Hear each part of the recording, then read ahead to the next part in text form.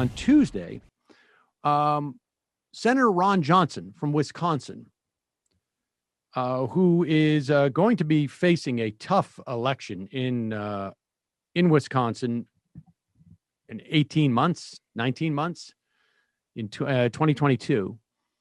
He is desperate to make sure that he has shored up his bona fides with the Republican Trump base.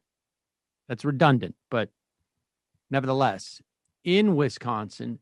And you combine that with Ron Johnson being, supposedly, and who are we to judge, a guy who doesn't have the firmest grasp on, well, I don't know about reality, but he's not, let's put it this way, he's not known as an intellectual giant of the Senate.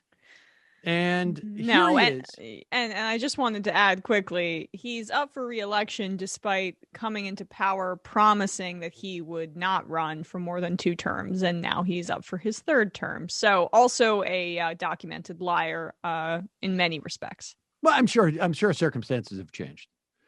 Here is Ron Johnson at the Senate Homeland Security and Governmental Affairs Committee, using his time for questioning the Capitol security folks to push just a blatant conspiracy theory. Thousands of people I passed or who passed me along Constitution Avenue, some were indignant and contemptuous of Congress, but not one appeared angry or incited to riot. Many of the marchers were families with small children. Many were elderly, overweight, or just plain tired or frail, traits not typically attributed to the riot-prone. Many wore pro-police shirts or carried pro-police. I'm sorry. Did he say overweight? Yeah. Did he say, can we start that again? Is he saying that overweight people cannot be rioters? That is impressive. Yeah, well, unless you're Antifa, then you can be all shapes and sizes and even not Antifa in Ron Johnson's mind. Let's run that back again. I wonder, who overweight? Where was that theory from? But not one appeared angry or incited to riot.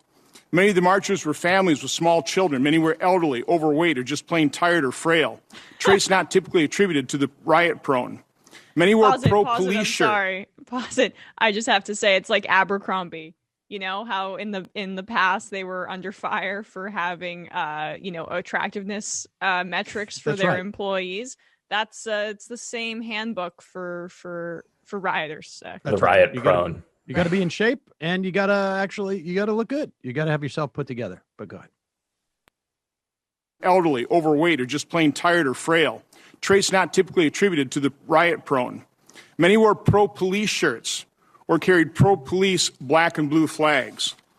Although the crowd represented a broad cross-section of Americans, mostly working class by their appearance and manner of speech, some people stood out. A very few didn't share the jovial, friendly, earnest demeanor of the great majority.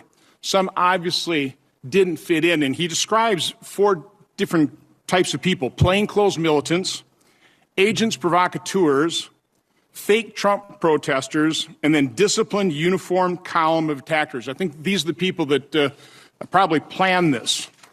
He goes on, the D.C. Metropolitan Police were their usual professionally detached selves, standing on curbs or at street crossings and exchanging an occasional greeting from marchers. When we crossed 1st Street Northwest to enter the Capitol grounds where the Capitol Police had jurisdiction, I noticed no police at all. Several marchers expressed surprise. The openness seemed like a courtesy gesture from Congress, which controls security. So let's just be clear on what he's saying here. One, he's saying that the Capitol rioters were not, or were suspiciously different from the other pro-Trump protesters.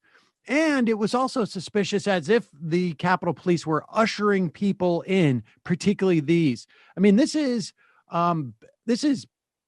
really nutso in many respects. In every respect, I would say, completely nuts. Now, we do know who the Capitol rioters are, or at least we have a good sense of them.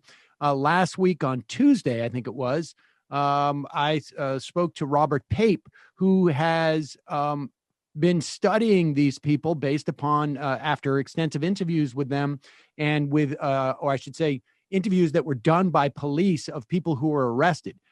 Go back and check that out last Tuesday. He's done some amazing work, and they've done this before with the ISIS fighters and others. So we know who they were, and they're not at all as Ron Johnson is characterizing. We just also know today that a former New York City police officer who was on the mayoral detail before he retired was one of the guys arrested for being for basically brutalizing one of the Capitol police officers. So, well, I mean, and I think that action might cancel out the pro-police shirts that he was seeing, the actual assault of police officers. So quickly, Republicans flip on their Blue Lives Matter stuff and their pro-police talk when they can peddle a Trump conspiracy theory that absolves Republican senators of their complicity in this insurrection attempt. That's really what he was floating there. It's like, oh, maybe the Capitol Police were ushering them in. Can you imagine if a Democrat was making those same? I mean, Democrats are way too afraid to make those same arguments, and Johnson's are obviously unfounded. Totally unfounded. But I wonder if he walks off that out of that Senate chamber and says, "I just got an extra half a point in my general election in 2022."